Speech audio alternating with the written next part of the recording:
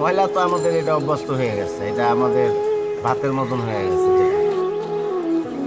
ময়লার কাজের সমস্যাটা হয়েছে যে আমাদের এই ধরেন টয়লেটের বিষয়টাই বলি, টয়লেটে মনে করেন একবারে মানে একটা খারাপ একটা জায়গা।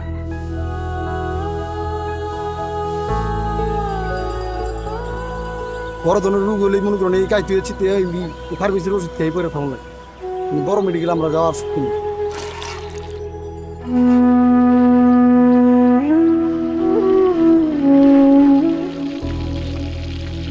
মানে যখন আমার ছেলে অসুখ ছিল, নিউমোনিয়া, ঠান্ডা লাগছিল, ওই চিকিৎসার কারণে আমার ছেলের আমি বাঁচাইতে পারিনি আর কি।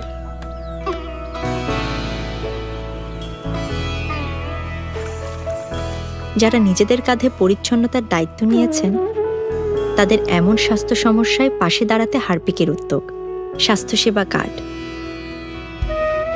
সাজেদা ফাউন্ডেশনের সাথে এ পর্যন্ত আমরা প্রায় 1000 জন পরিচ্ছন্নতা কর্মীদের হাতে স্বাস্থ্যসেবা কার্ড তুলে দিতে পেরেছি।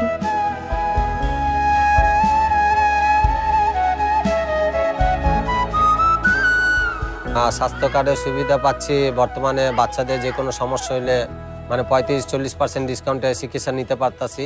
বাচ্চাদের ভবিষ্যৎ নিয়ে আর কোনো চিন্তিত না আমাদের। এই কার্ডের মাধ্যমে পরিচ্ছন্নতা কর্মী ও তাদের পরিবার পাচ্ছেন স্বাস্থ্যসেবায় বিশেষ ছাড় ও স্বাস্থ্য বীমার সুবিধা।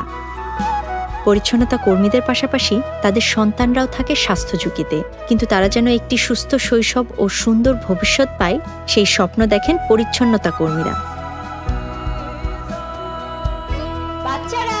তাই শিশুদের মধ্যে স্বাস্থ্যকর অভ্যাসগুলো গড়ে তুলতে হারপিক এনেছে দীপুটুসির হাইজিন অভিযান। তোমরা যখন এই বই পড়বে তখন জানতে পারবে কিভাবে প্রতিদিনের ছোট ছোট অভ্যাসগুলো আমাদের সুস্থ রাখতে সাহায্য করে।